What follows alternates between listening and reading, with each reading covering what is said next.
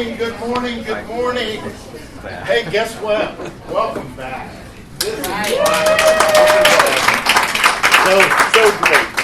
So appreciate everybody that showed up. Also, all the people that are online watching. I know there's a large group of people, some people in offices, individually that are doing this. So it's just a great time. And the breakfast, was it good? Everybody liked the food?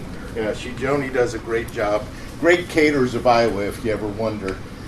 She does a wonderful job at that. So anyway, those people who this is their first breakfast, where are you at? First breakfast ever. Nice. Well, welcome. This is good stuff. And for the rest of us, it feels like it's our first breakfast because it's been so long since we've been together. Shane?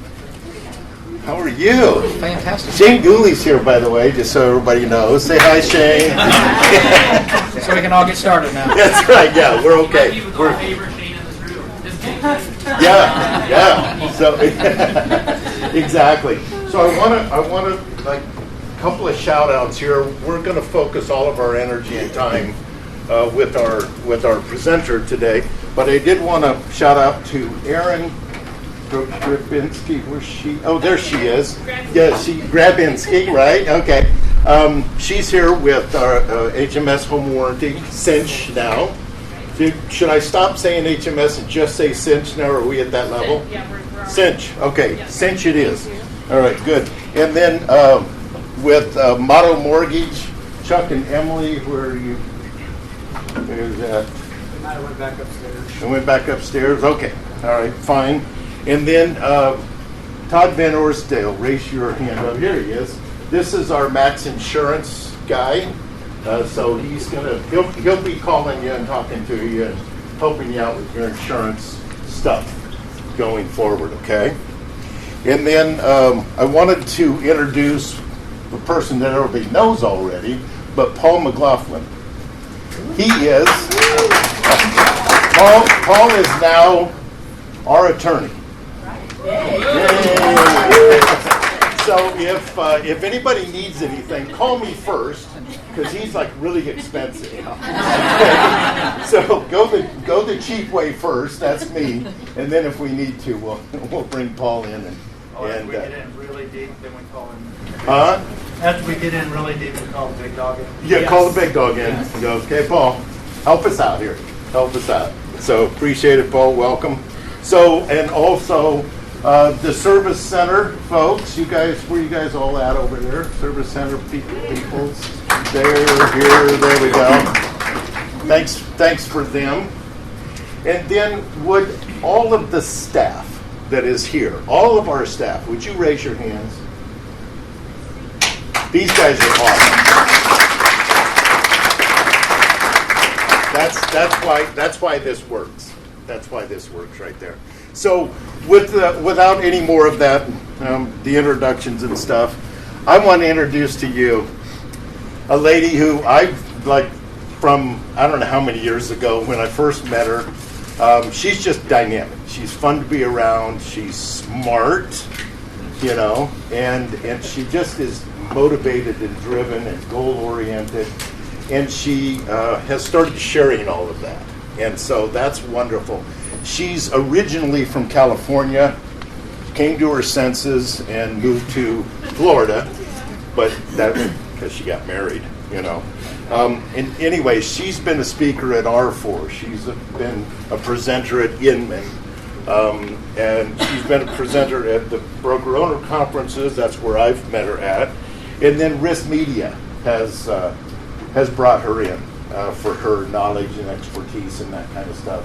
And with that, please give a good concept welcome to Kendall Bonner.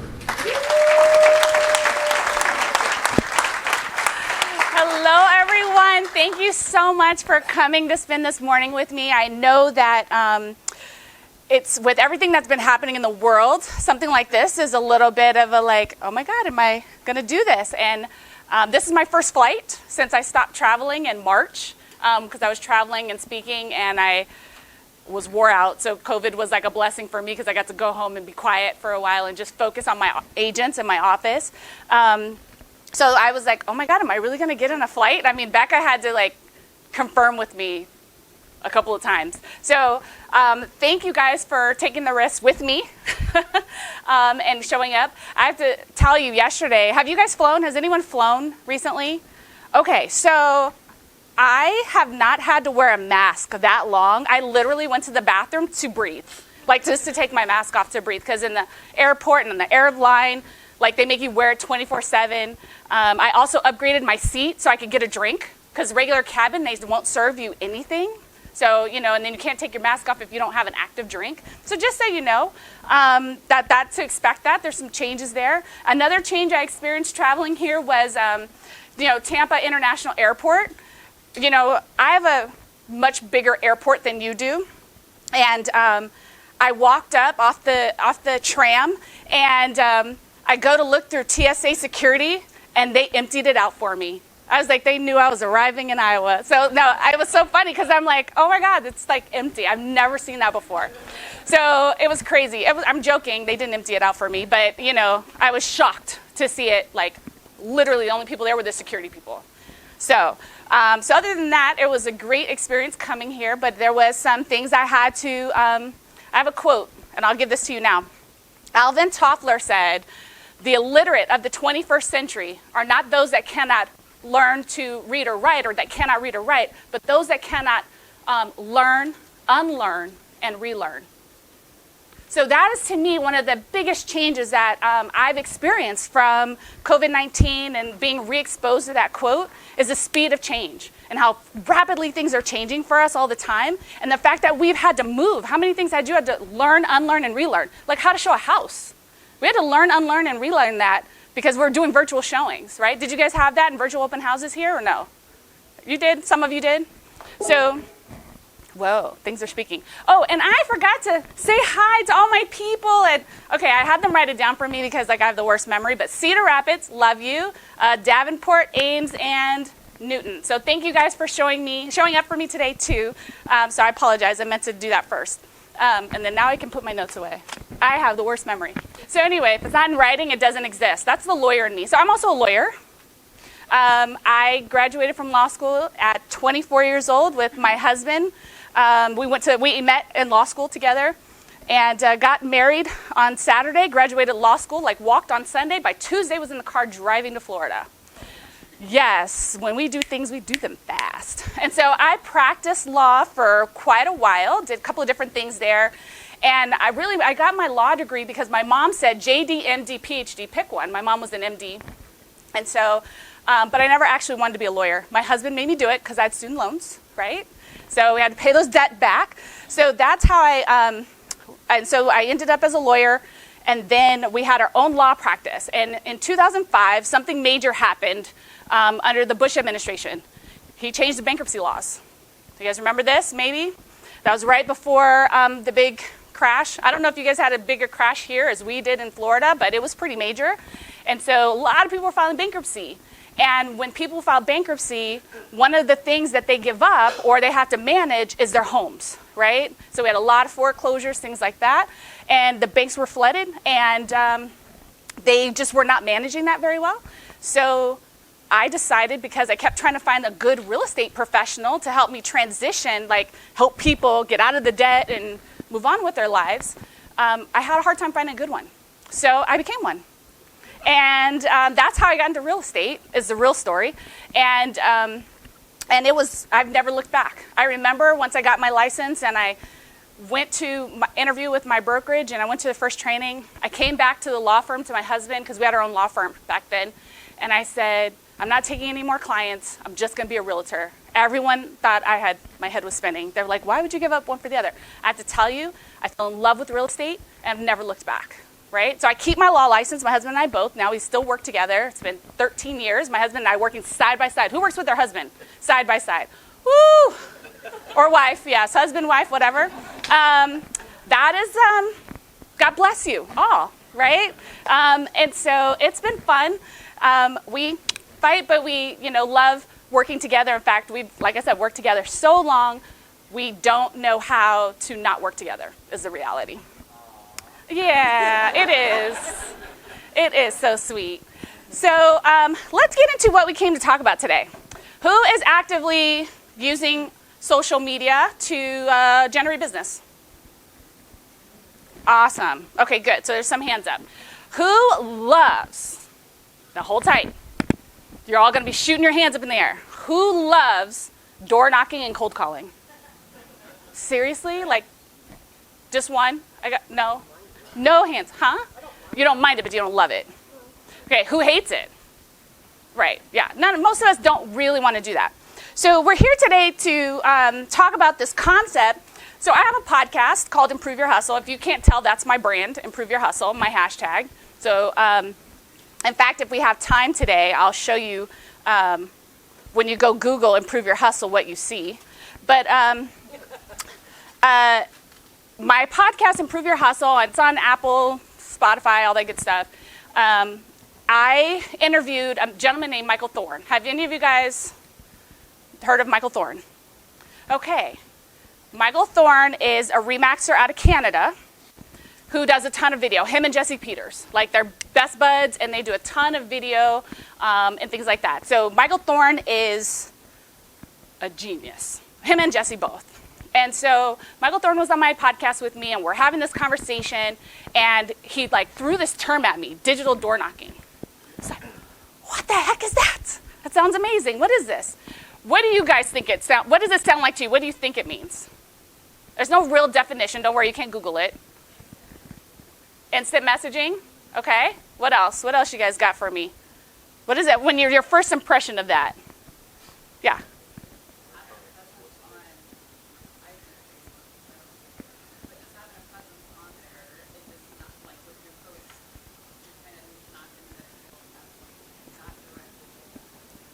Great. So you guys are all right. So let me tell you, so what he was saying is this. He said, Kendall, when we actually go door knock a home, who is that convenient for? Us. Are your clients expecting you to door knock their home at 6 o'clock on Thursday evening because you want a listing? Right? They're not. And in fact, a lot of times, especially right now with COVID-19 and the pandemic, a lot of us are, I don't even answer my door. Don't come knocking at my door. If I'm not expecting you, I don't answer. I hide. So, a lot of times that doesn't work very well, right?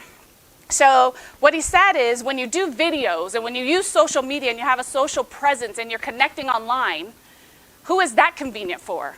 The consumer, because they're getting to engage with you on their schedule, right? Not only that, they're getting to experience you, especially if you're using video, and I'm going to talk a little bit about video today.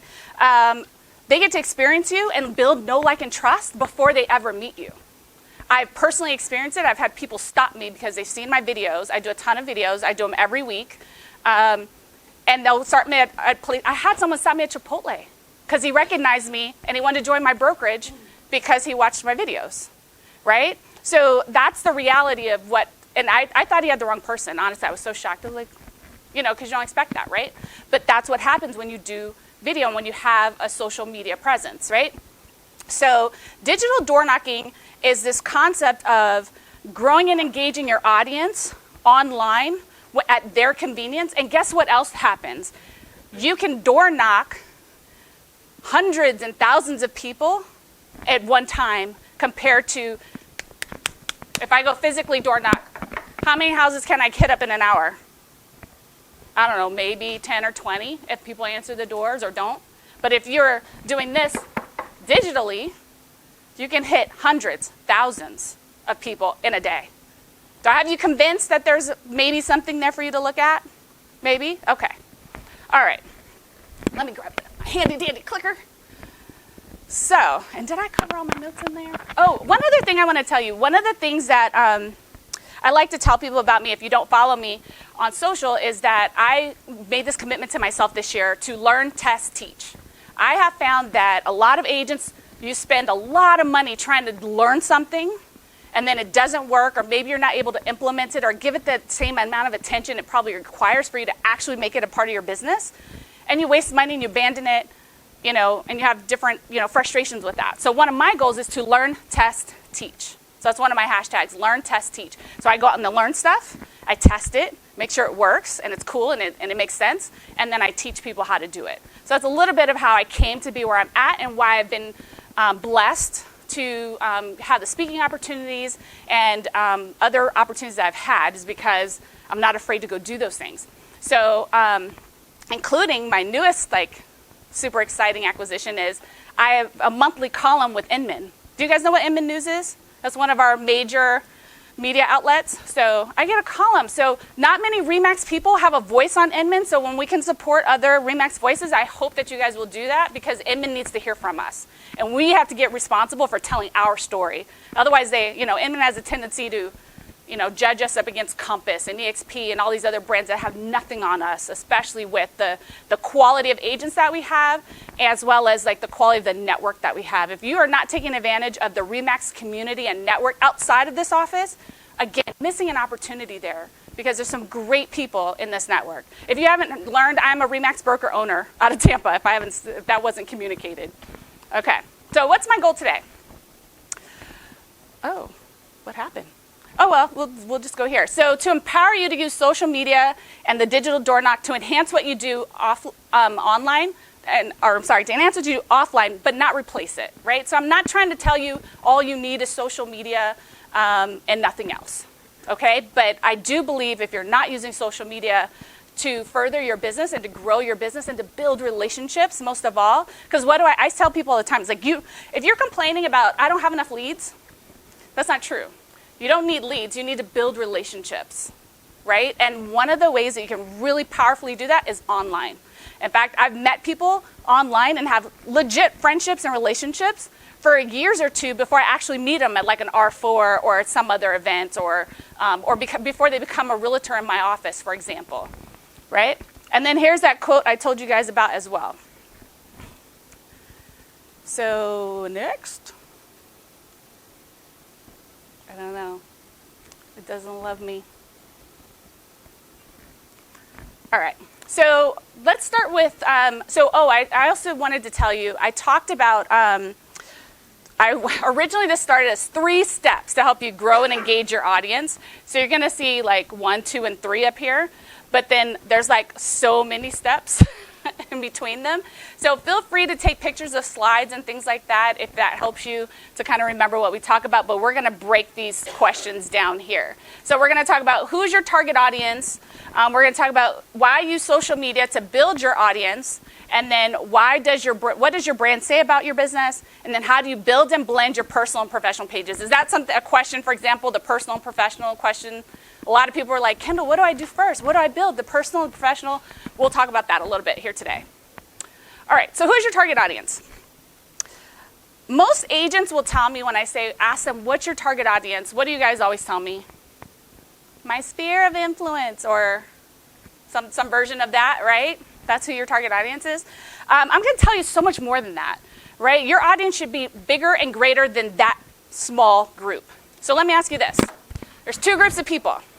People you know, people you don't know. Which one's bigger? People you don't know. Which one should you be prospecting to? Both. Both. And that was a trick question because everyone always picks one because of the way I asked the question. I'm a lawyer. Remember, I can do that. It's a skill we're taught in school. And no, I'm just kidding. But it's both. You need to constantly be engaging with people you currently know and farming that business. But you also need to be building with people you don't know. Anyone who's a top producer will tell you they can't do 100% of their business from just Sphere alone.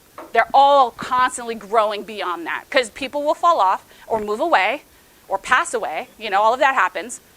Or they'll get their license, better yet. Said no one ever. Sorry to all the newbies here, but if you worked with a realtor before and then you called them and told them, hey, I got my real estate license. Your other realtor was like, damn. I'm just kidding, probably though. So anyway, like I was saying, so there's these 2 groups of people. So I came up with this term because, so I'm an acronym freak, Okay, I'm kind of known for this. I come up with acronyms for like everything I really want to remember. And one of those acronyms is PEARLs. So like we all want to get our pearls, right? And so who are our pearls? Our pearls are, P is for past clients. You've got to have a group for them. Now, some people will say buyers and sellers, like breaking down. My problem with that is a seller can become a buyer and a buyer can become a seller later. Like if you're really good at your job, they're going to interchange. So you really kind of want to make sure you categorize them as who they actually are, which is past clients. And then also you have early adopters. These are people that might want to work with you in the future, but you're still trying to win them over, right? So those are your pipeline, right? Because that group is a little different than your past client group. And how you might market to them and speak to them is different than a past client group, right? Because past clients, you've already built know, like, trust, hopefully, right? And they'll want to hopefully do business with you again. And then you've got ancillaries. How many of you guys are asking your ancillaries and or vendors for business? You give them business every day. We should be asking them to be thinking of us as well, right? I mean, think about your pediatrician. You know, if you have a great pediatrician or a great dentist, do you refer them business? 100%. Are they thinking of you? Have you even asked them to think of you? Probably not. But you could or should.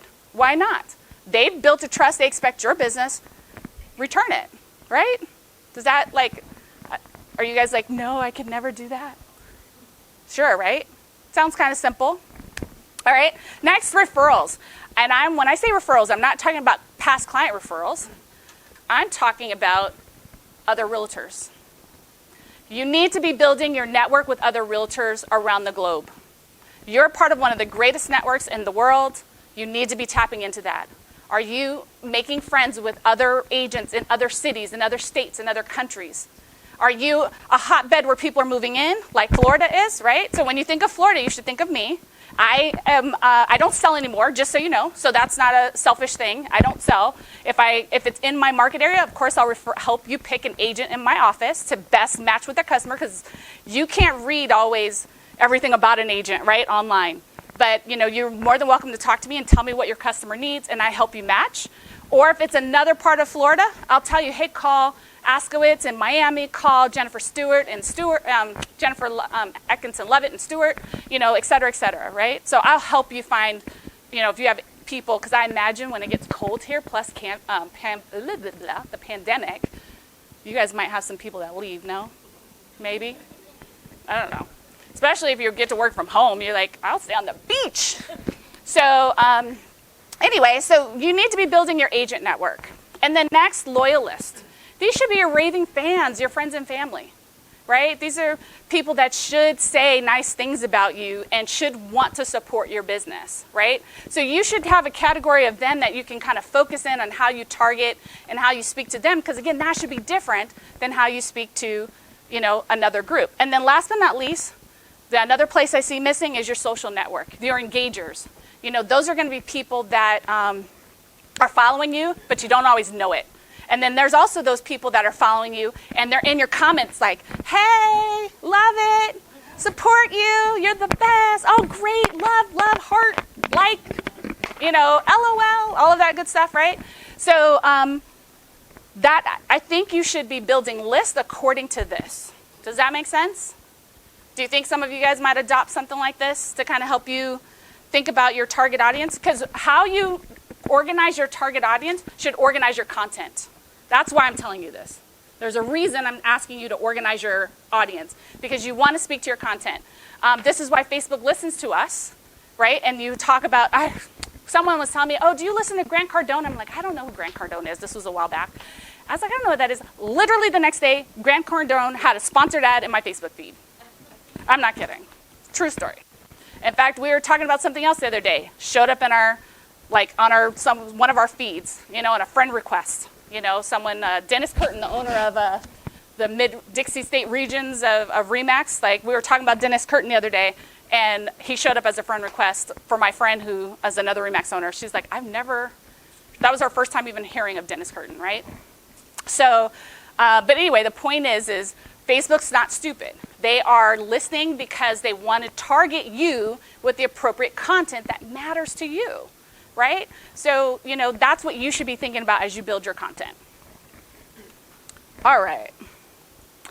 So when you're building your content, wait, did it skip a page? Yes, it did. Let's go back one. Sorry. I swear I only hit it one time. I think it's because I'm just too far away. Sorry. So the second question was, why use social media to build your audience? So have any of you guys heard of this guy named Tony Giordano? I always mess up how to say his last name. Okay, sad. All right, so that's because you were waiting for me to tell you about him. His name, he wrote a book called The Social Agent 2.0. And he wrote the first version and then a second version. And I really enjoyed this book because he broke down each social platform and talked about how to engage on it in order to grow your business and grow an audience. He's in the real estate industry because sometimes you find a lot of marketing assistance, but it's not from other realtors and not from a real estate space. And so it's hard to figure out and make that leap from how this would apply to another industry and then how you would apply that into real estate. But he said a couple of different things. So one of the things he talked about, because I'm going to reference him at least 3 times in today's presentation, he said a digital relationship is 100 times more powerful than a real life relationship in the same period of time. Who disagrees with that? Interesting. That's fair, because I got a story to show you that might change your mind. But now, so that means the rest of you all agree? Because I saw 2 hands go up. Right? You agree? Okay. So the reason why is because, and I tell people this, your point of social media is to build relationships. That is it. So if that's not your focus, that might be why your social media is not giving you the ROI you expect or want out of it. Can you appreciate that? That if you're not thinking of it from that perspective, a lot of people hate social media because, and I'll tell you why, you scroll. And then you're there, you're scrolling, and it's never ending scroll. And you're there for 30 minutes, and you're like, holy crap, I just lost 30 minutes of my life. And, I can't get it back. And time, we all know how precious time is. So my whole goal is to get you to stop scrolling and get intentional and proactive about your business and about how you're using social media in order to, not be frustrated with it and have the actual ROI that you can have from it, right? So we're going to talk about this concept of the network shuffle versus the digital dance. You guys ready to go along with me? Here's story time. So Tony talks about the 6 degrees of separation. You guys remember that, with Kevin Bacon and how we're all connected? So I'm going to tell you a story, and you guys are going to tell me if you can relate or not to this story. So step number 1. Oh my God. Right? Okay, so let's start. We'll read it from the top. So let's say you're out at Starbucks, and I see my friend Shane, and Shane is having a coffee, and I'm getting my coffee, and Shane's like, hey, Kendall, I have this friend Lance. He's going to buy a house in the next couple of months. You should meet him. And I'm like, okay, great. So I'm going to go up to Lance, because Lance is there, because Shane and Lance are having coffee. And what happens? Typical next step is I'm going to give Lance my business card, I'm going to grab my coffee, and I'm leaving. That's a typical agent. I'm not talking about you guys, I'm talking about a typical agent, right? And it stops there. But you are better than average. You're my BTA. You're my better than average agent. So you're going to ask for the digits. I am 40-something, by the way. I'm not a millennial, but I like to pretend to be. The better than average agent's going to not only give the business card, but also is going to ask for the digits and is going to send an email the next day. Now, before we get to this, before I get to this next step, I want to say something. How many people who are not yet licensed or new licensees, when I say new, in the last 6 months? There's a few of you, right? I remember meeting you. So, okay. Let me give you a tip that I give my new licensees when they join. And the people who are veterans here can probably, hallelujah me, in terms of you agree with this. One of the first things we do when we become a new licensee is we buy 1,000 business cards, right? When you're a realtor, a lot of us buy 1,000 business cards. And we hand them out like candy. How much business do you actually get from just handing out a business card? Don't answer. Probably none, probably very little that you can actually track. This is the reality. It is more important for you as a new licensee. I'm not telling you not to get business cards. Please go get your business cards. My point is it's more important for you to get their information than it is for you to give them yours. Because your business card, do you know how many stacks of business cards I collect and I get from other realtors? If it doesn't make it into my phone, I might as well throw them away, right? That's the reality of them, okay? So it's more important for you to take responsibility for making that connection than it is for you to give the card and expect them to call you. That's just my tip. My veterans, would you agree? Would you say yes? Okay. I got a few head nods. The rest of you just don't agree with me, huh? I don't know about this group. All right. No, I'm just kidding. But anyway, all right. So what happens after you get their information and then you email them the next day? So then you exchange a few phone calls and you set them up on a drip campaign. This is my better than average agent is doing this, right? These are all the right steps, right? And then what happens? Just all of a sudden, they just fall off the map. They stop returning your phone calls, stop responding to your emails. It's almost like you no longer exist. Well, I'm going to tell you what happened. The better than average agent, I go back to Starbucks or I see Shane around, and I'm like, hey, Shane, what's up? You know, Lance just stopped calling me. And Shane's going to say to me, you know what, Kendall?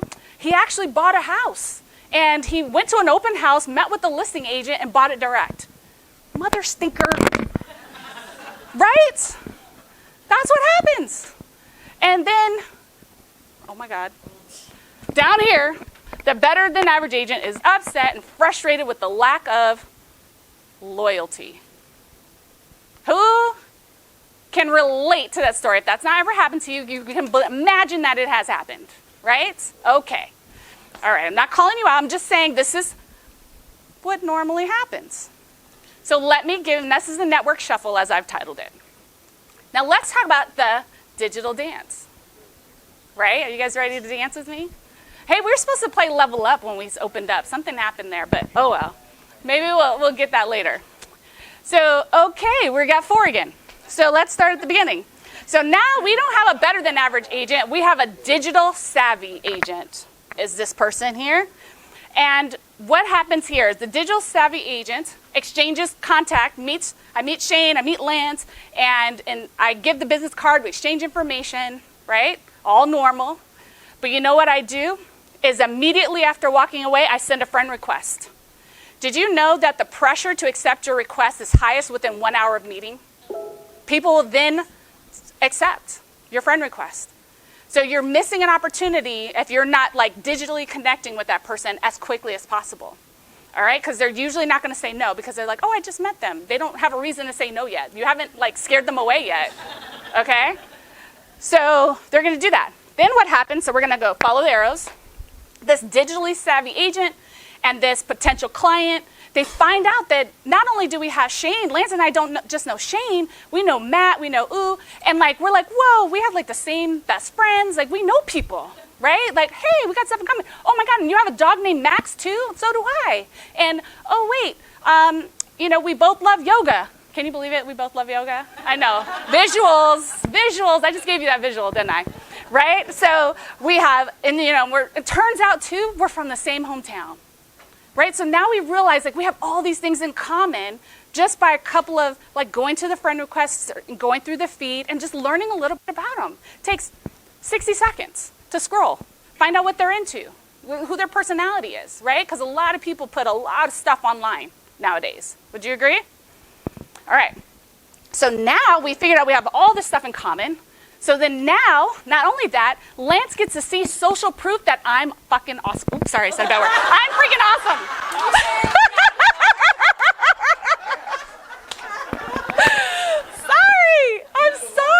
I'm so sorry. Oh my God. Oh yeah, edit that out, please. Okay.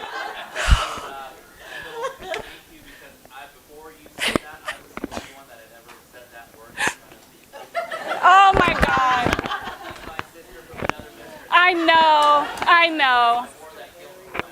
I'm so sorry, guys. Okay, so they realize I'm stinking awesome. And so then, because they can see my testimonials online, they see all the houses I've sold and all the business I've done, and they can see I'm interactive in the community because I'm sharing that stuff on my platform. Does that make sense? Right? So now, we're hashtag buddies, right? Because like, oh, See? I'm sorry. This is the fun of technical. So, now because we're engaged, right? We're like communicating and we're friends and we have things in common. Wait, what did I say to you? I'm going to slide in the DM, right? Didn't we talk about that last night? We're going to send DM messages. We're going to be exchanging emails and phone calls, right? They're not going to be ignoring you anymore because you're hashtag buddies, right? Because you have all these things in common. People are going to be, the more you're connected with them, the more likely they are to stay engaged, right? So then, now they are no longer a potential client, but they're an MQL. Who knows what MQL is? Motivated, qualified, and loyal. So now when they go to that open house, they're not tempted to work with the list agent because they feel an obligation to you. Because they have a relationship with you. They have a bond. That's the power of the digital dance. Are you guys with me or no? Are you like, that makes sense? That's like, okay. Should I just be done already? No, okay, I'm not done. I have so much more. All right, so that is why, oh my gosh, even my boxes. I had a really pretty prezo, but I have a MacBook, guys, so like when it transitions, so I apologize. All these cool transitions for you too. So what was the next question? The next question was, what does your brand say about your business? So now we're going to talk a little bit about your brand strategy. Who here currently has a brand that you market? I'm curious what they are. Shout them out to me. I'm curious. What is it? Home Sweet Des Moines. What's another one? I'm sorry. Selling in Stripes. Got it. Sorry, I have a little bit of a hearing problem, so I apologize. What else? One more time. Bring your dreams home. Great. Yeah. Expect more, get more. Ooh, I like it. Got it. Love it. So the biggest thing I want to tell you guys about branding is don't mistake the value of the RE/MAX brand. There is an intangible amount of value in just the logo. And then there's also a huge value of RE/MAX Concepts, your local community brand. But you also need a personal brand that is connected to your goal, your mission and purpose. It's got to be a way to communicate and connect with the audience, and it needs to be about them, not you.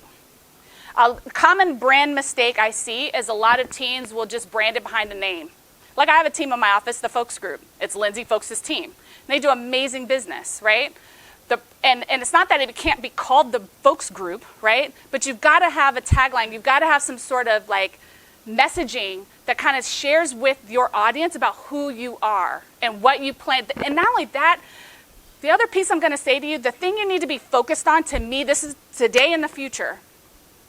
You need to be focused on enhancing the customer's experience, not customer service. Customer service is after there's a problem.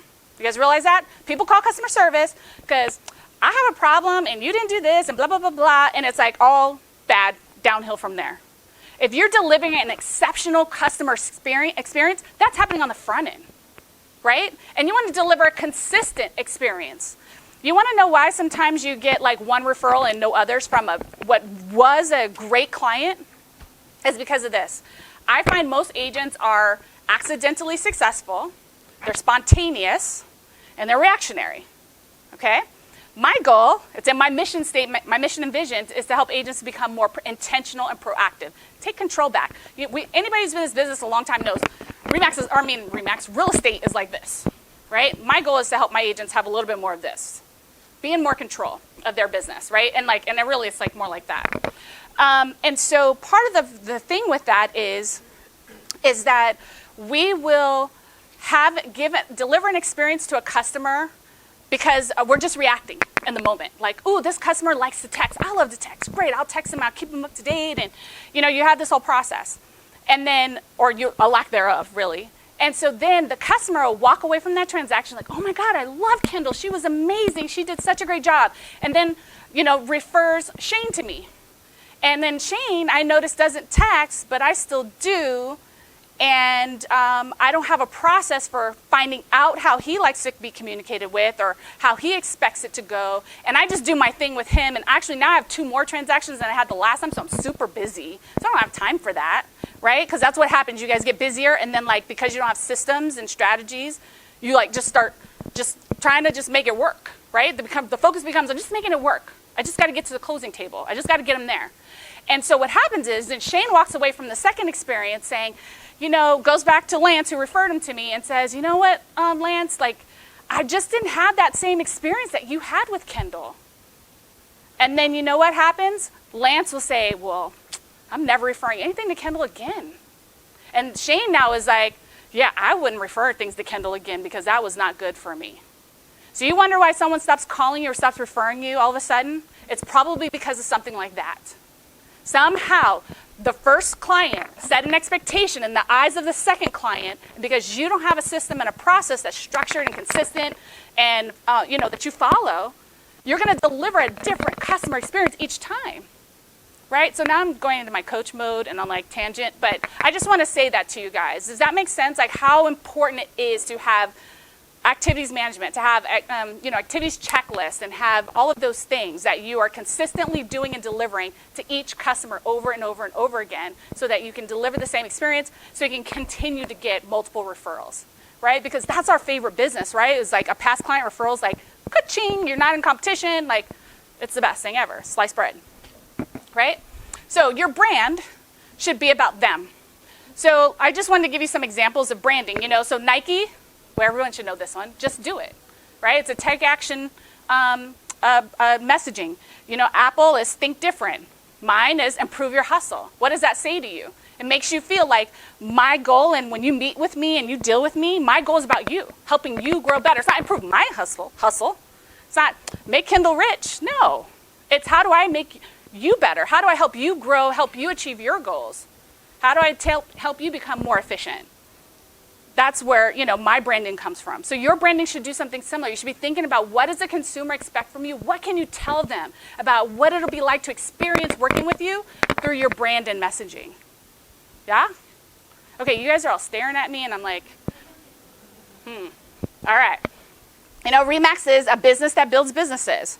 I gave you some agent example ones like Simply Sold, from house to home, things like that. Whatever you like, but you need to be thinking about your brand. So who's going to go home and think about their mission and purpose, their brand? Like, am I going to see some new brands coming out? Yeah? No? You're like, Kendall, no? Yeah? Okay. But the point is you need to have a brand strategy. Let's see if the clicker works. Nope. It skipped a page. I think. Did it? Yeah, it did skip a page.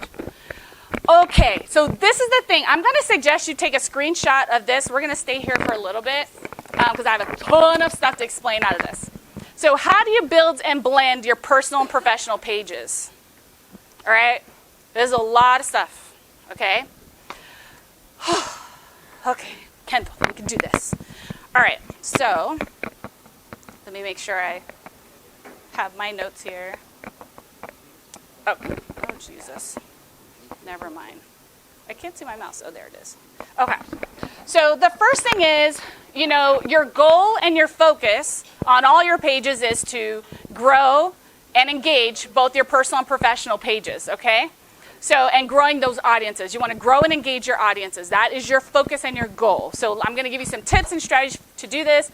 Some of you I know all come from different platforms. I'm primarily some of my best, I'm like in Facebook right now, like a crazy person. So a lot of the stuff is Facebook facing. But some of the tips I'm giving you today will apply across multiple platforms. And I will also tell you why I prioritize Facebook over the others. Number one, it is it's the number one social platform, first of all. It's got more users than any other platform. Okay? More engagers. So if you're not on Facebook, you're missing, remember those 2 groups? You're missing a huge audience where there's a world of abundance, meaning you guys could all friend 1,000 people and not have any of the same mutual friends. You guys realize that? Although I know this is a smaller town than where I'm from, but still, you have a big enough community here. And your community is not limited to just the people here, right? Remember we talked about all our pearls, and not only that, people are going to move here. from other places, right? So I believe that Facebook is a must. The others are secondary to me. But if you already got them set up and they're working, I'm not here to change your mind. I just would like to see you add, okay? So if that makes sense for your business. So let's talk about online presence versus present online. This is Tony Giordano, the Social Agent 2.0 concept. He says most agents are present online, meaning you have a profile, but are you interacting with it? Are you growing it? Are you actively engaging it? Right? Most of us are not. And that's very different than having a presence online or an online presence, right? Where like if they Google you, they can find you. Becca, can you like go to a Google page for me real quick? Slide. I want to show you, if you go to Google, my brand, Improve Your Hustle, I want to show you what you see.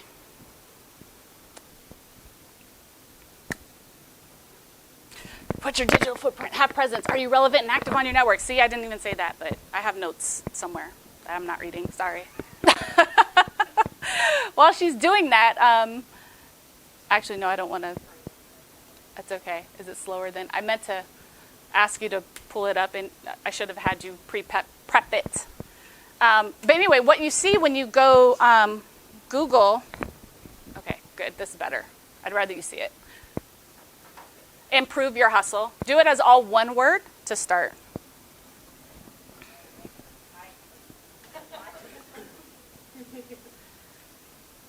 So, my Facebook, my YouTube, my Instagram, my podcast, my Stitcher, my Twitter. Or no, that one's not mine. Scroll one more up. He's the only one. My Twitter. My Linktree. Who's using Linktree? Linktree. Okay, so at the end, I'm going to have a QR code up.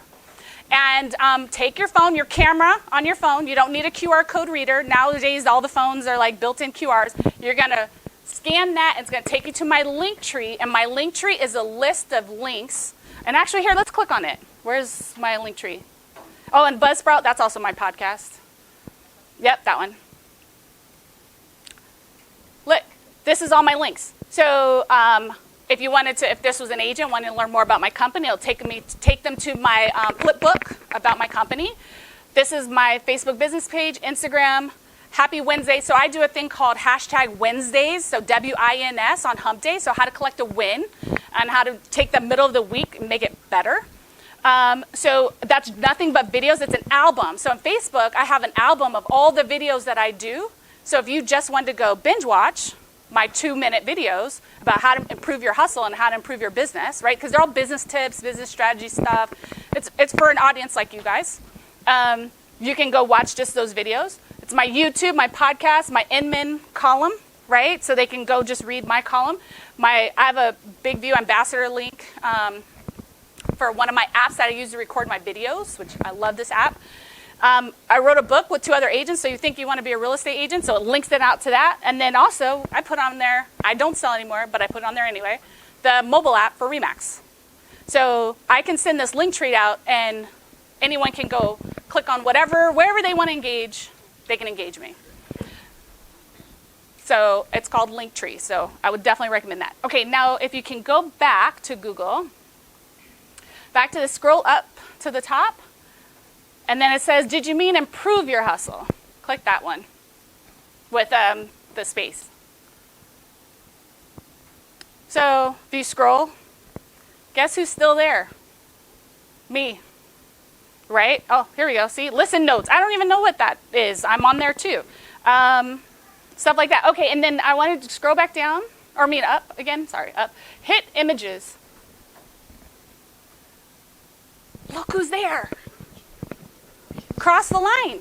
But that's the power of branding, right? So this could be you, right? So when people Google you, like, you're at the top. If you go into videos, I think I'm number 1 there too. Yep, there's my YouTube. That's a video, like someone else. This is someone else's channel that they tagged me on. Here's me again, right? So my point is that this is the power of that's not me having a website. right? Did you see a website on there anywhere? That is me having an online presence. See the power of that? So when people Google me, they see all this stuff. They're like, oh my God, she's everywhere. I mean, I'm not really, but it feels like that, right? Because I've attached myself to my brand. You can click out of there and go to the other thing. And you know, I've done all of this in less than 2 years. Really, in the last 12 months was one of the biggest changes that I've made. I've only done my podcast a year. It's been a year I've had it. So then the next thing on here is on that list was digital twin. So Tony also says, this is another Tony concept, and I think I'm done with Tony for the rest of the talk. Tony says, real estate professionals do not get the luxury of using social media like our friends and family do. Do I need to say that again? Real estate professionals do not get the luxury of using social media like their friends and family do. You know why? Because social media is your new website. When someone is looking for you and they want to Google you and they want to research you, they're going to go to your social platforms. They're not going to look for remax.com if they already met you, right? When they're looking for an anonymous person, they might go there. But when they're looking for you because they've met you, they know your name, they're going a lot of times, they're going to Google and they're going to go to your social platforms, all right? So what does that mean when we have a digital twin? Our digital twin needs to be neutral, non-offensive. This is I believe in this, okay? I am, for example, very spiritual. I am a believer in Jesus Christ, right? And people that know me know this about me. But I don't, and I do talk about prayer and things. I mean, I do splash a little bit of my faith there, but not in a way that like tells people, if you don't believe, I'm not going to be your friend, right? If you don't believe the same as me, I can't work with you. I don't believe that is my role as a business owner. That's the business I lead, because I want to work with as many people as possible. I want to work and lead by example, right? And welcome people in as opposed to repelling people away. But I also want to give people, because I don't think you should be fake. I think you should be authentic as well, right? And kind and empathetic. I do believe that as well. So, you know, so you want to repel the people you never would want to work with. But you also want to be a hub where people feel welcome and safe to come and engage with you. Yes, sir?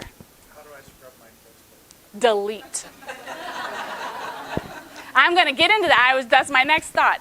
Delete people out of your friends list that you'll never do business with, or that are going to cloud your feed with negativity, right? That's another reason why you hate your feed, is because it's so negative. I'm telling you, I'm in so control of my feed. I've never, ever, ever felt like I hate Facebook or Instagram or any of my platforms because it's negative. I see only the stuff I want to see. Oh, let me give you a tip that's not on here. You want to control your feed? There's the 3 dots. Like, you can hit that and go to notifications. Get notifications. You can see first. Broker owners, managers in the room, you want to go see first all your agents, right? And all their business pages, right? So you get alert and you get notified every time they post something on those platforms. You want to control which clients. You want to highlight. Maybe you have 2 or 3 clients you're working with right now and you want to stay on top of what they're posting and doing. You would see first. And that means they'll see everything that they're doing first on your profile feed before you get to all the stuff Facebook decides you should be seeing, okay? But yes, you want to delete people that you'll never do business with. You want to delete old posts that are not who you're trying to portray yourself to be anymore, right? You also have albums, right? So let's say you have friends and family on social media and you don't want the public to see all of that or your clients to see that. You can have an album for family and you can designate through list who gets to see that content. So that way, for those of you that like have babies at home and you're like, I don't want everybody to see all my personal life, one, don't post it there. I don't. I have 3 Instagrams. One is for me, where I get to like have my vanity moment, right? Whatever that looks like. But then I have and I have 2 other business profiles. It's okay to do that, right? So you don't have to feel this intermixing of the things you want to share with certain people, but not with others. Just create 2 profiles, right? And you can manage them that way. But anyway, so you want to have a digital twin that's like still neutral, still authentic. What else did I put in here? Imperfect and human. It's okay to be imperfect. I know we were talking about this last night. I have this saying, like, perfection is my enemy, because I have this tendency to want to be perfect. And I was raised this way. And I've realized recently that my imperfection is my connection. It's kind of like when I got up here and dropped the F-bomb, and you guys are like, yes, she's my people, right? Like, my imperfection is my connection, right? So that was something that I had to learn to accept about myself, is that I will never be perfect, and my need to be perfect is not what it's really about. You know, it's really about the connections, right? So that's what I would say about the digital twin. So clean up your profile and digital twin it. Number 3, daily add new friends and followers. Who spends a little bit of time every day adding friends and followers and or accepting friend requests? Good, you should be.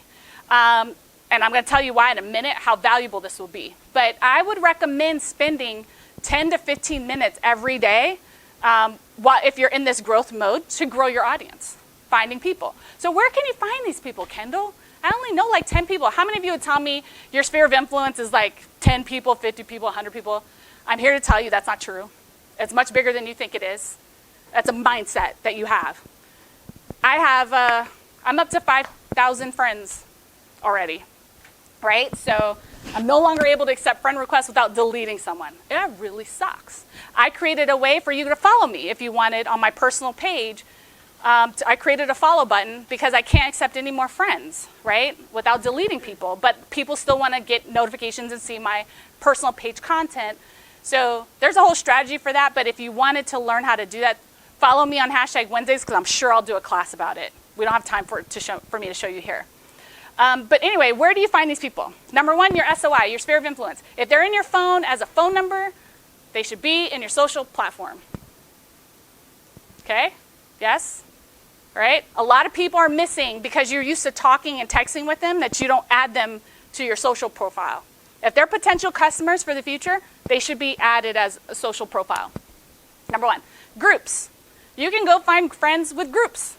Go find groups that you're interested in that have nothing to do with real estate. Like if it's yoga or keto or karate, I don't know, whatever, right? So find the groups. If you like knitting, I don't know. But find groups that you can find people you have connections with, that you can, and you're looking for the engagers in those groups, right? People that comment on other people's posts, that like other people's posts. You want to be friends with them because guess what? They're going to also engage with your content as well, especially if you have things in common. It's a way to make relationships with them. Then you've got other pages, right? So go follow other pages and find who engages on them. Now, don't go steal other realtors' potential clients. I'm not telling you to do that. But, you know, there's doctors' pages. You know, there's all kinds of Facebook pages, you know. You might see, I'll give you an example, wood flooring. Sometimes those companies will have, like, pages and they'll have followers and engagers. That is if someone's looking about replacing the floors, sometimes those are people looking to buy or sell, right? And you can catch them in that process. Again, you want to focus on other engagers. Ads. Have you ever thought of making friends with strangers who are getting targeted by the same ads as you? That's what's happening. So that means you guys have stuff in common, right? Because Facebook has put that ad in front of me and you. They're saying we like that kind of stuff. You know, this was an ad. Oh my God. I freaking buy so much crap. Look at this. So I have the big selfie ring light, you know, that I love, that YouTubers use. This one, I wanted one for my desk and to travel, because then it like compacts down into this little thing, so it fits in my luggage, right? So I had to do a #Wednesday video at the airport. I busted that thing out, didn't have to hold my phone, I hit record, bam, you know? And I get my light, because lighting is a thing, right? Okay. So, but ads and engaging there. Hashtags. Again, hashtags find commonality, right? Friends of friends. First contact. Remember we talked about from the digital dance and network shuffle. As soon as you meet someone, you should be immediately friend requesting them, right? And growing your audience there. And then, of course, local events. Finding people who are engaged in local events. That's also a customer base for you. Because again, maybe they don't want to sell now, but you want to catch them before they get on Zillow, before they get on Realtor.com. You want to be building relationship, creating pipeline and early adopters and social network engagers. That's the point of this. And then you want them to see like social proof of how amazing you are, how effing awesome you are, right? So, and then, like I said, Facebook tip, add to list. Right now, who has like 1,000 plus people on Facebook? Okay, so for those of you, this is overwhelming, but I'll give you a tip on how to do this. You need to go in, you have to do this on your desktop, you need to create lists. So you can create lists according to pearls, or whatever list I had on there in terms of pearls. I also had a Remax Network one. I have like my local community, like neighbors. So like when I friend requests or get requests from other neighbors, like I can have them categorized. So, and the reason why I do this is because let's say I know I'm doing some sort of recruiting post, I'll target it towards my group called Realtors. This is free. You know this, right? This is not a paid ad. And so when you're in that list and I hit this post is for that group, guess what feed it shows in? Theirs, and not my agents or not the other, the people that are not on the list, right? So using lists can be a game changer in controlling where your content goes. And so one of the ways you can do that when you have like a lot of friends is you follow according to birthday. So like every day Facebook tells you whose birthday it is, right? And these are all people that are in your friends. So you might get 10 that day. Go in there and say, how do I know this person? And assign them into a list. That's a way to kind of, over a year, you'll be all caught up. Because it's really hard to like take 5,000 people like me and like list, put them all on a list. That's like, it was overwhelming. I was trying to do it. So that's one way to catch up. Facebook top tip. All right. Who has heard of Migrate and Merge? Yeah, from last night. So, who wants this? Okay, those people that have 1,000 followers on Facebook, I'm going to start with you guys. Raise your hands again, just so I can kind of get a wisp. Okay. How many of you also have business pages? Does your business page have 1,000 followers? Not yet. Not yet. So what can you do? You can now, and I should maybe write this on the whiteboard somewhere. There is a Facebook process that you can go through.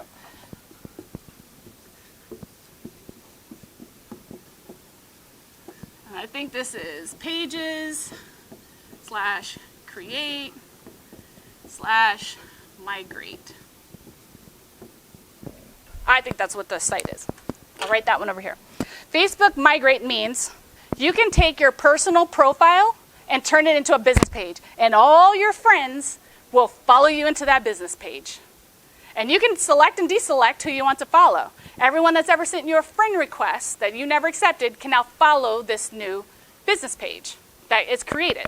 So now you can start a business page with hundreds or thousands of followers instead of you trying to start from scratch, which you already have, so I'm going to fix that for you. You started from scratch a business page, and you have to go send like, and only to people who are your friends, unless you spend money to get Facebook to go put you in front of strangers. So now this is where we fix the problem. So after you do that, and by the way, when you do this, because you're going to go Google that, and it's just going to walk you through it. So if you want to take that site and YouTube it, like if you go Facebook, Migrate, there'll be YouTube videos about how to do this. Super simple. Do not transfer your data. It's going to ask you like move your friends, do you want to move all your photos and videos? Don't do that. Don't do that. Skip that. Just your friends. That's really all you want to move over. And then hit create. It might take days or weeks. The bigger your profile is, the longer it takes for Facebook to get their act together. But you're going to do that, and it'll take all your friends and make them followers of this page. And then you're going to go to facebook.com/pages/merge. And then now you're going to take your old realtor page, right, your professional realtor page, and your new profile and merge them. And now you've got hundreds or thousands of followers of the page you want them to actually following. Did I? Thank you. Thank you. You guys should love this. Nobody's talking about this. When I discovered that, I discovered this because I was like, how do I create a fan page or how do I do something because I'm running out of friend requests. Like I can't. Yes, sir.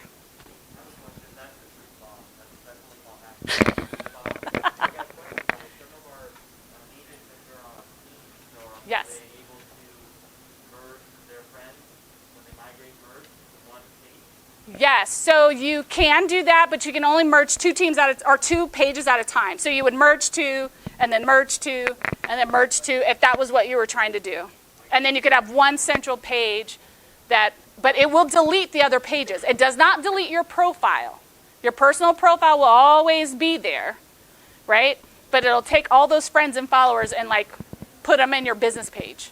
And then you merge the 2, because you probably already have one. And then you go from there. Yes? And then when you do the personal migration, you said don't delete data. But if you do a merge, like let's say our teams have, data like listings, videos. It's going to, I believe it, I don't remember if I think it merges that content, but I'm not sure. I don't remember. I'm sure it'll tell you. And again, you can YouTube it. My favorite search engine is YouTube. I learned anything and everything, including how to do my hair, my makeup, all that stuff, all from YouTube. It's my best friend. So yes. So that's migrate and merge. All right. So hopefully, if you got nothing else out of today, you got migrate and merge. Next is another top tip on Facebook is get notifications and engagement looping.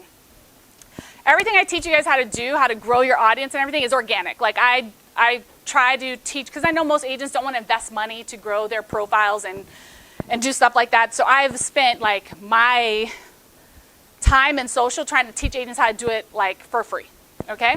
So one of the things, I mentioned it earlier, is get notifications. So the problem with business pages is because nobody sees your content. Who's got that problem? You like post all this amazing, wonderful content and nobody sees it.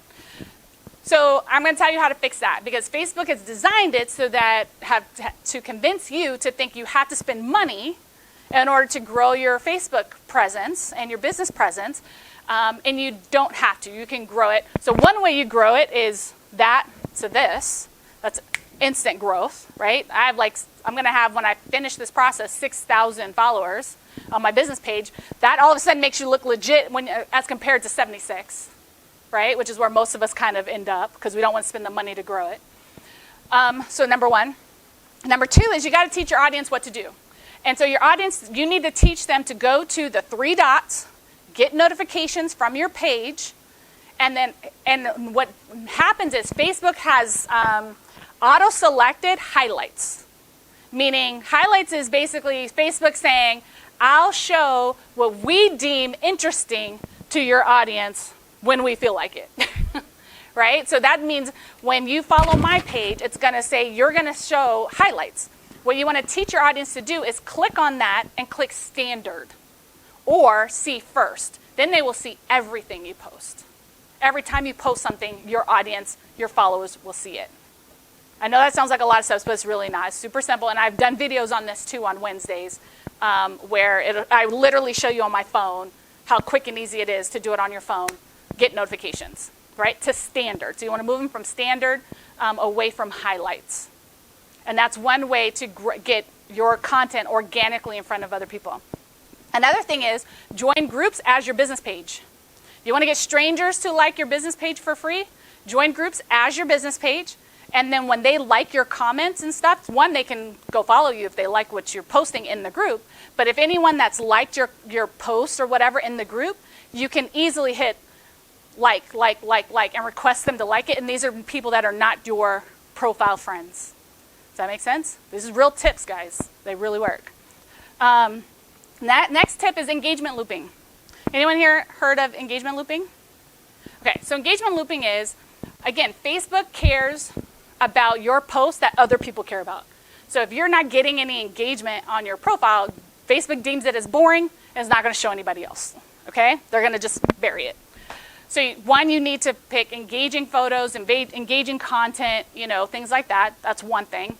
But on top of that is every time someone likes or comments on your post, you need to comment. So this is what it is. So when they see a like, that's an engagement loop. That's a ding for Facebook because I got 10 likes.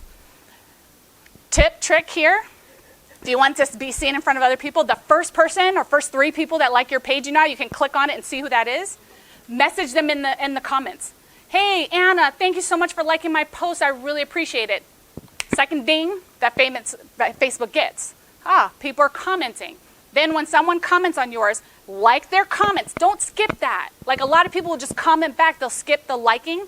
Each thing is a ding for Facebook. And you want to create as many dings as possible, right? So you want the like, the comment, the like of the comment, the response to the comment. And then you would follow up with another comment, maybe asking a question, forcing that person to respond. Hey, how are you? I haven't seen you in forever. Thanks for commenting. But separate those into 2 posts. That's called engagement looping. That is going to get the algorithm working in your favor.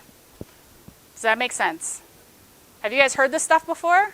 I get it a little bit, some of it? Okay. So some of that stuff will work on like Instagram and LinkedIn as well. Those algorithms want your content to be engaging. All right, so you can engagement loop and build greater engagement. I've been able to, and then sometimes when I comment, so I make sure to try and respond to all comments. But one of the other tips I learned is on day 1 of my videos, I'll comment maybe the first 3, and then I'll get more comments, and I'll wait till the next day and respond. That there perpetuates my video for another, 24 hours, 12 hours, or whatever. I've been able to expand a video out onto feeds for over a week. Keeping it engaged through engagement looping. You guys catch that? You can like really drag out the ability to keep people on your page. So I talked about add the follow button to your personal page. So what that means is the short of that is basically you're going to only accept, like my page forever was public, meaning anybody could follow me, anybody could see everything, all of that stuff.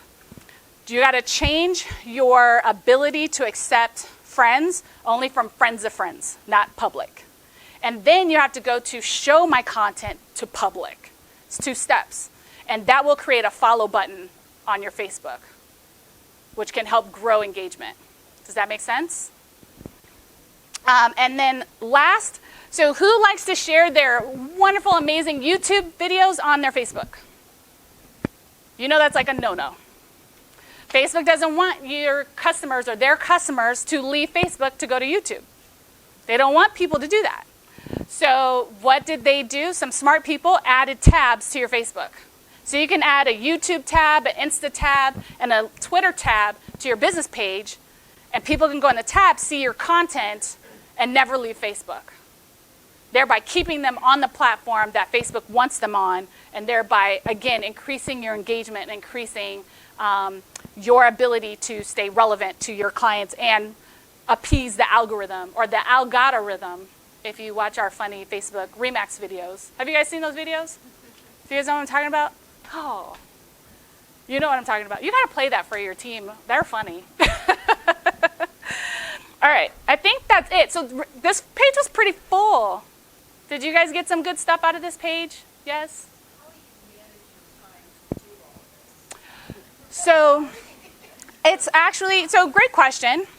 I do not spend, I take weekends off.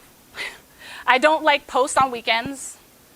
For me, it's a business marketing thing. So I spend my business days working in my social platforms when it comes to actually engaging in the content. I might respond here and there to something, but I don't like actively post on the weekends personally. I don't need to. But I will say this, I consistently post every Wednesday on my hashtag Wednesday video to the point my audience is like looking and expecting to see that video, whether I do it live or I do it pre-recorded. And then I spend 30 minutes to an hour once or twice, 2 or 3 times a month, just coming up with content.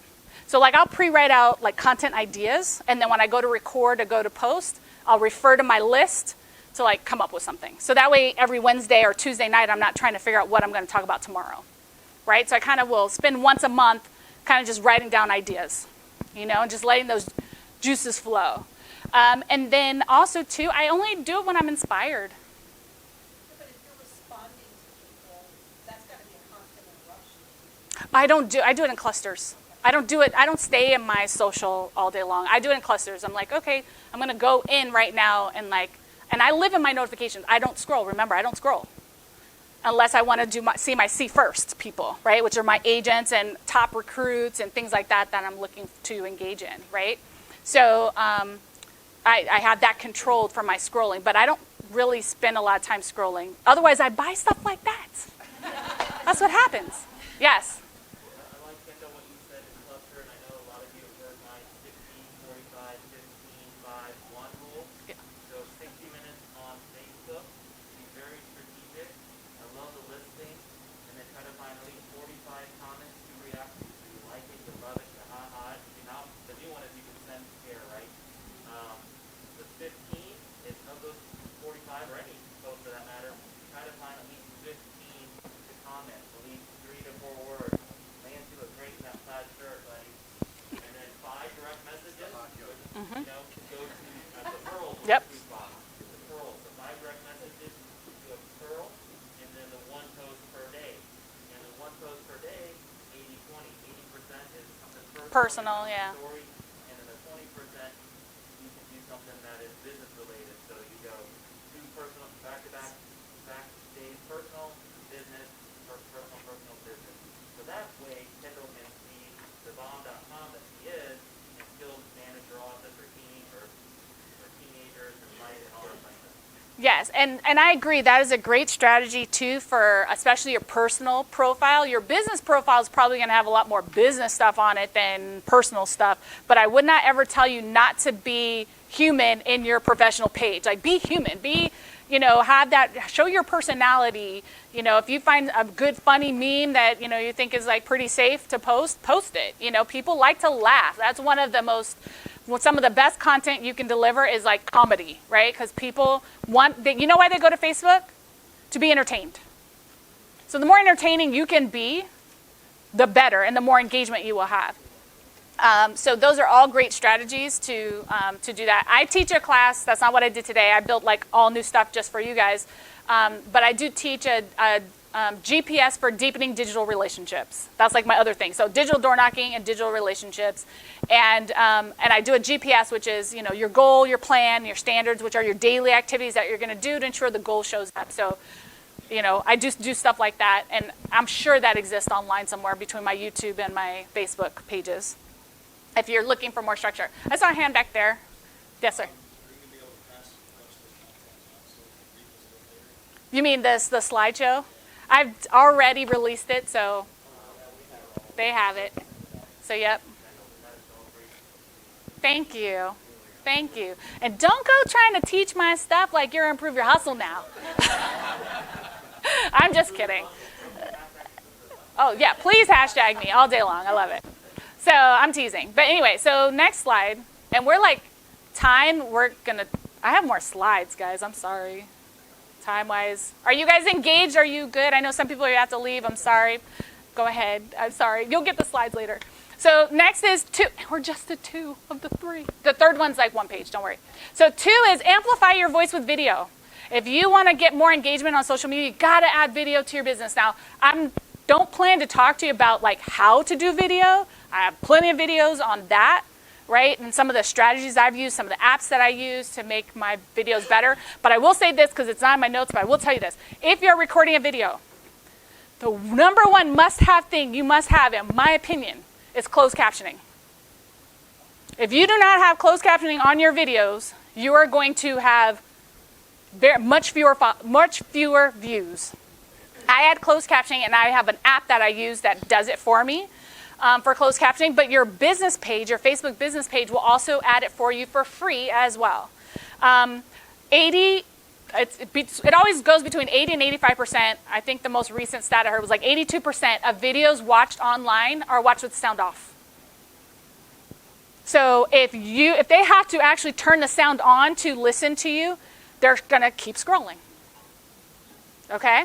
So if you can make it, so you'll watch any of my videos, you'll notice 95% of them will have closed captioning on them, so you can read along while also experiencing the video with me and getting content. And my app will let me highlight words and like do different things to kind of like draw attention to stuff. So that's that Big View app that's in my link tree, which I did a video on YouTube about how to use Big View. It's a teleprompter. So basically, I told you I wasn't going to talk about video and how to do it, but basically, I could write a script on my laptop, send it to my phone, my app, turn this on, turn the phone facing me, and it'll scroll up what I'm saying. So I can literally read it word for word, or I can, ad lib, but at least I stay on track with what I'm trying to say. That was a game changer for me, giving me confidence with doing video. That app. I've been with that app for over 2 years now, to the point where they're out of Israel. They called me and they were like, tell us how you're using this app and what we can do to make it better, because I've got a bunch of people using it because it's a game changer. It is a total game changer. And you can do all kinds, green screen, huh? It's on my link tree, which will be, it's in my QR code at the end. So if you just do that, but it's called BigVu is what it's called, but it's BIGVU. But if you use my link, you get a discount on it. So it is an affiliate app. So evergreen versus static content. Anybody know what that is? Yes? Oh, tell us.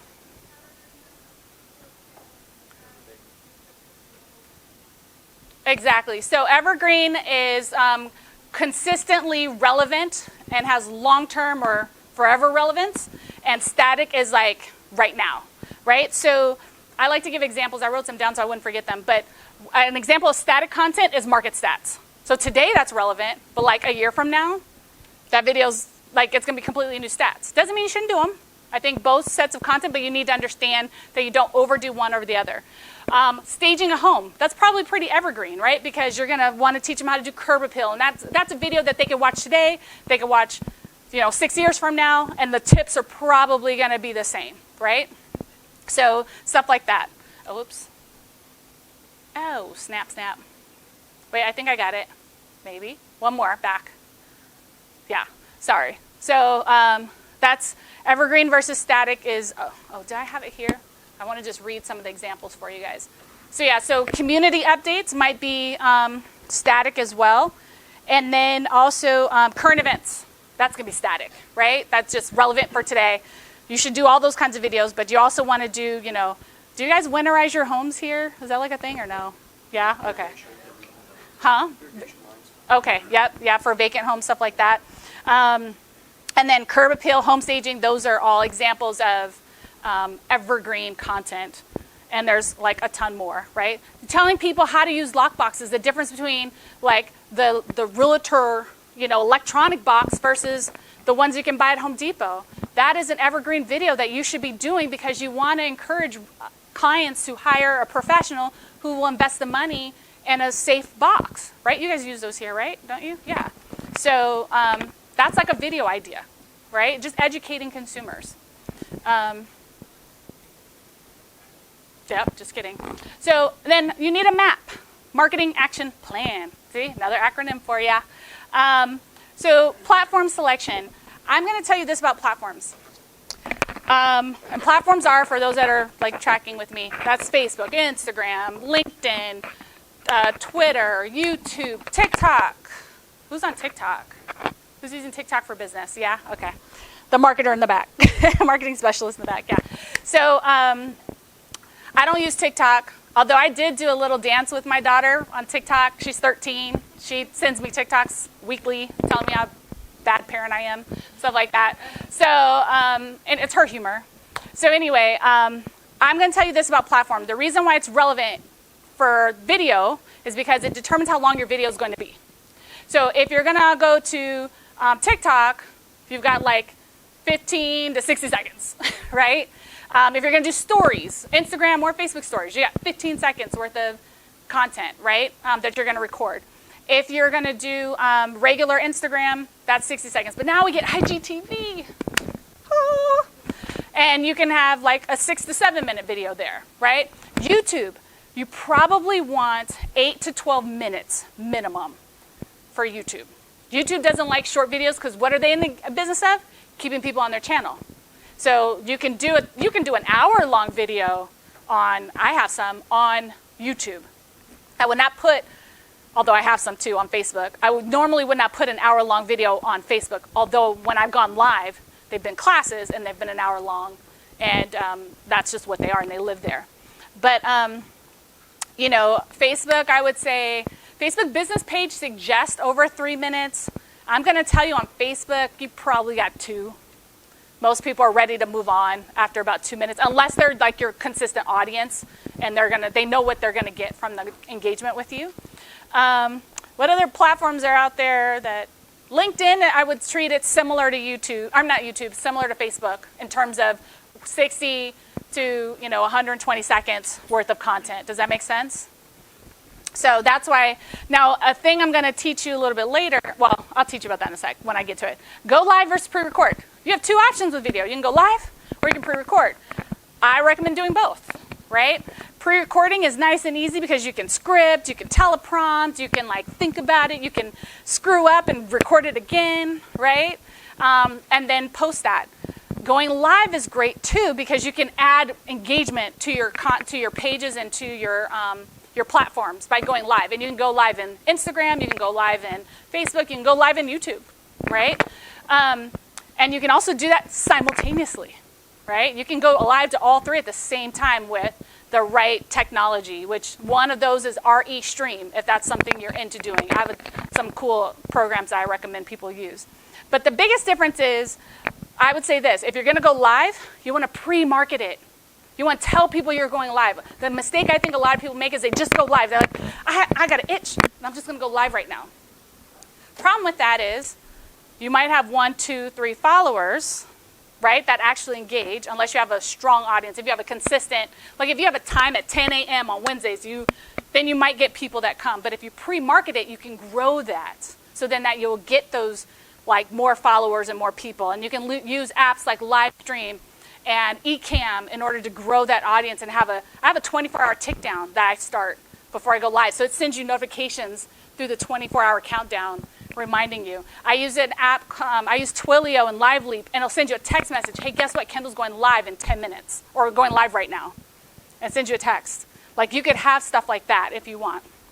But you want to pre-market that. And if you're pre-recorded and you're posting, then you want to post-market it. So once you get it up, you need to share it to business pages, share it to groups, even groups you're not a manager of, but if it's a relevant group that might be interested in your content, share it in there. That's a way to get your engagement up. I would share it into 3 to 7 relevant groups if you have them, right? And or pages or combination. Then you've got organic versus paid promotion. That's kind of what I was talking about. Or you can spend money to boost your content. And then boost versus dark post. Do you guys know the differences between that? So boosting says, I posted it on my page, and now I'm going to spend money to get in front of a greater audience. And so that way people see it on your page, and they see it on their sponsored feeds. If you do a dark post, this is where you go in the back of Facebook. You never post it on your page. You go in the back side, and then you pay money to have it in front of a new audience. So it never actually is on your page. This is good for if you're doing some marketing, because a lot of you are followed by other realtors, and sometimes you're like, I don't want everyone to know like my magic secret sauce. You live in a world of abundance, you don't need to think that way, but just in case you do, because I know you exist, and I don't want to shame you for feeling that way, so I want to tell you, if that's what you're into, you're like, oh my God, I have an amazing content, amazing video, I want to test it, and I don't want people to see it that I know, you do a dark post. And you can use like Facebook Business Manager, you can use Facebook Creator Studio, we were talking about that a little earlier, to help you schedule posts, cross posts. Facebook Creator Studio, which is a separate website that you have to go to, it will post stuff in your on Instagram, and you can schedule out Instagram, because you can't schedule Instagram pretty much any other way unless you use like Hootsuite or something like, can you Hootsuite Instagram schedule out? Okay. Unless you invest in that, there's no way to like schedule out Instagram, but you can through Facebook Creator Studio, right? And then, what's on here? Facebook Creator Studio. I was getting to that. So it allows you to cross-promote and cross-post between your pages as well as your platforms. Oh, you got to take a picture. Oh, yep. All right, here's content. So like, Kendall, what kind of video content do I do? All right, so these are my top suggestions that are really effective for consumers. The first one's edgy marketing. Oh my God, I'm gonna take a glass of water. Sip. Whew. I know, like, I'm not yelling, am I? But you guys can hear me? Thank you. Do you like my little pop socket for my water thing, Anyway, yes, I'm a gadgety, crazy person. Anyway, So edu-marketing is a term, again, a book I read, Ginger Bell wrote this book called Edu-marketing. So in the past, how did we market ourselves? A lot of it was through self-promotion, right? It was like, look at me, I'm amazing, right? And we would do that in various fashions. Self-promotion is like not the jam anymore. Nobody wants to talk about how amazing you are, right? They're looking for social proof. They're looking for other ways to validate you, right? So one of the ways that you can promote yourself without being spammy or self-promoting is through edu-marketing. So basically, you're going to use education as a way to teach your consumer information and use it as a marketing tool. Does that make sense? And I'm going to give you some tips in a minute. Again, you might want to pull out your phones for that one to screenshot some of the ideas I have there. But edu-marketing is a huge tool, and that's basically value added to your customer base. Then you have interviews. You need to be doing interviews. Interview your home inspector. Interview your title companies. Interview your lenders. Interview your local restaurants. Interview as many people as you can. And you know what you do with this? You take the long form 20-minute interview. You can put it on your YouTube channel. You can strip out the audio, throw it on your podcast. Then you can take, let's say you ask 10 questions. You can take 10 different segments and turn that into an IGTV, one segment. Oh, when to get a home inspection?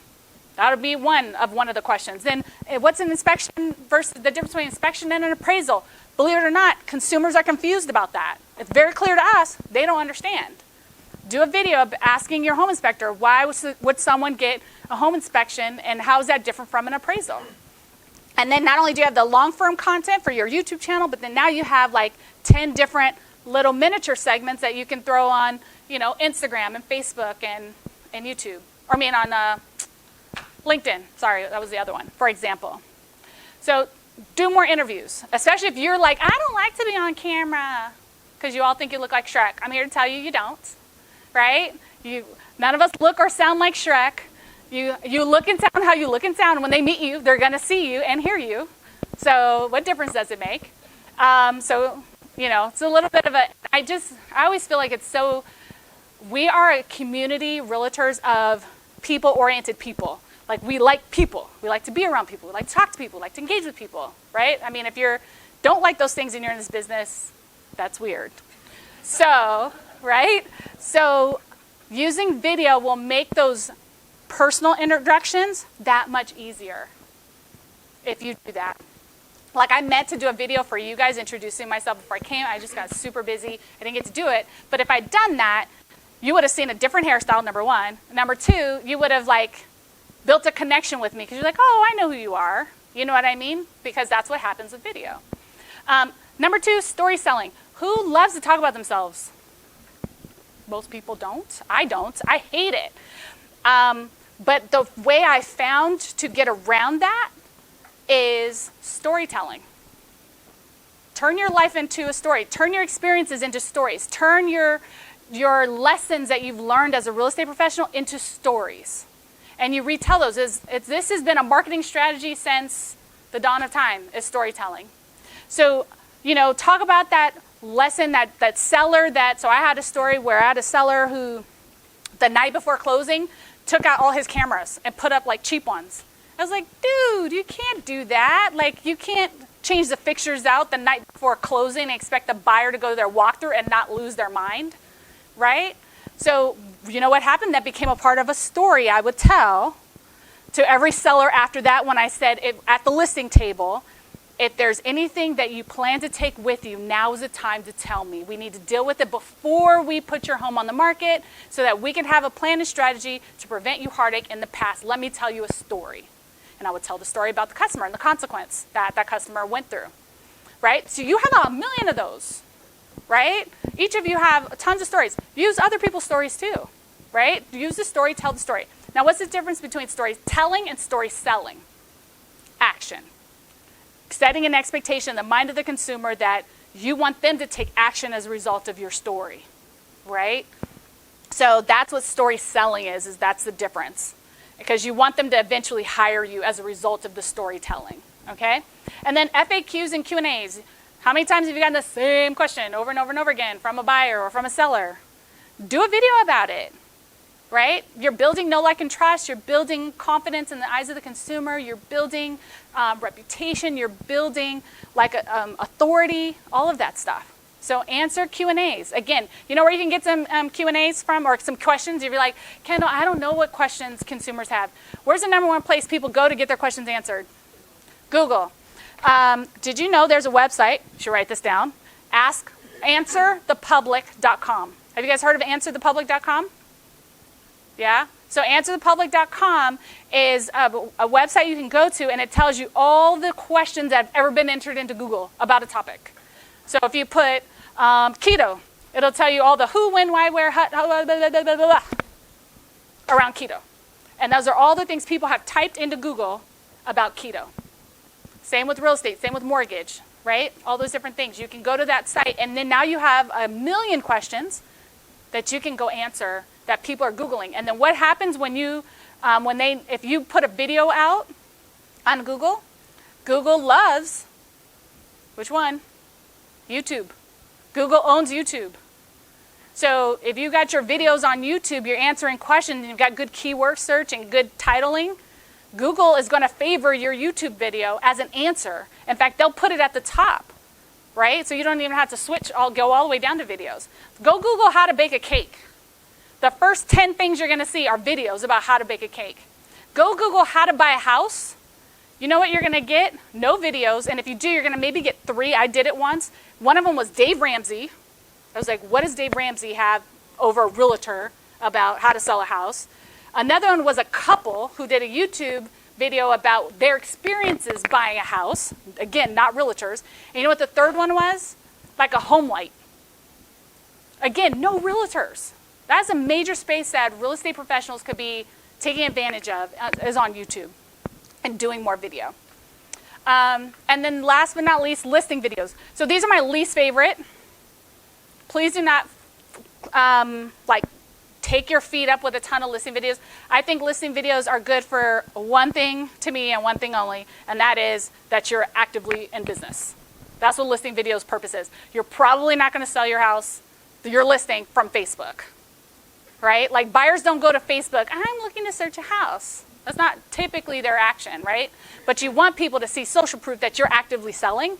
So that would be the reason for doing that, but just make sure that's not all you do, right? Because they want to see social proof that you do your job, right? And that this is your career. But I don't think you should do it because you think you're going to actually find your buyer that way. I mean, you could. I'm not telling you can't, but that's just shouldn't be your mindset about it. Does that make sense? Okay, next page. Oh, we got it. So here's that thing. So we want to create some FOMO, fear of missing out. So this is a list. So take a screenshot of this. These are ideas. So these are video content ideas that you could do. 3, 5, or 7 things to know before you lose another negotiation. Don't read that far. Another one is 3 questions your agent can't answer and why. You know what an example of one of those is things that violate fair housing. You're not allowed to answer those certain questions, right? 7 things you should know before you buy. 7 things you should know before you sell a home, right? I'm making up numbers. You can make it 3 things. You can make it 5. You can make it 10. Just don't make it 2, 4, or 6. Those are weird numbers, right? Those are weird list numbers. Don't use those. 1, 3, 5, 7, 10. Never do these 5 things when buying a house. I mean, think about that. You probably have stories where you could come up with easily 10 things, right? So do you need a real estate agent or a real estate advisor? Talk to how your experience working with you is going to be so much better because you're going to educate your customer. And then last but not least, on this piece, I believe this is the last page on this, is find FOWTW, GAGI, and GITT. I got this from a great book. Which book was this one? Michael, oh my gosh, I can't think of it right now. One of my favorite books. When it comes to me, I'll tell you. But he said, find out what they want, go and get it, give it to them.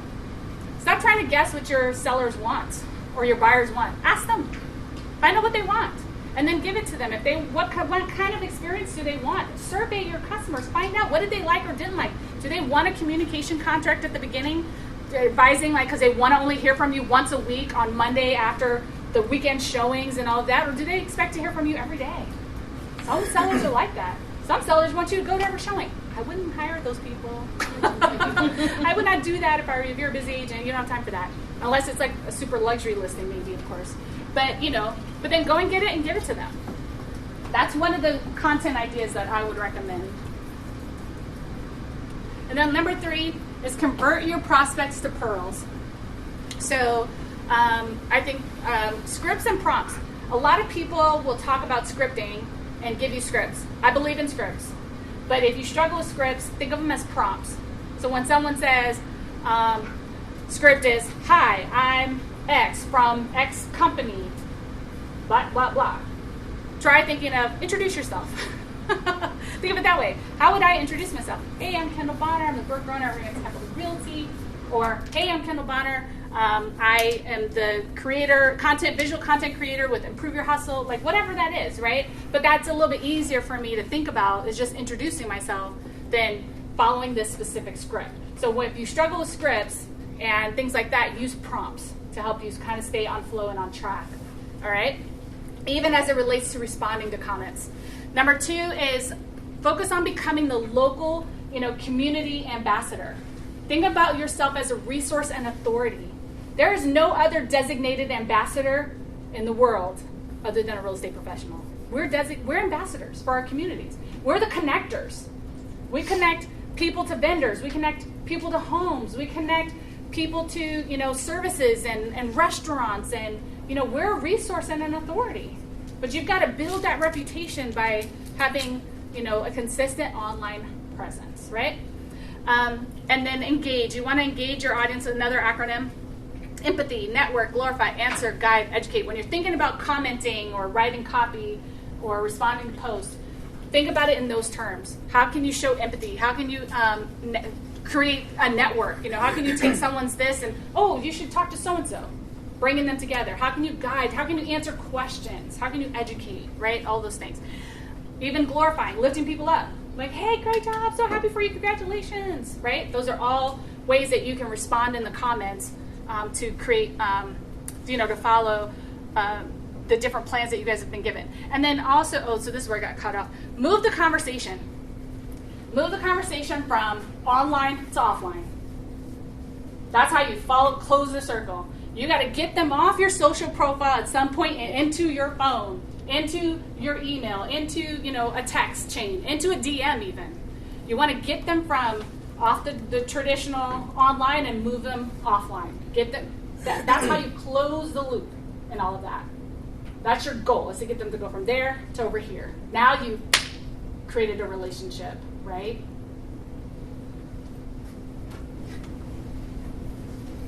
So the moral of the story is, this is me, my IMO, in my opinion.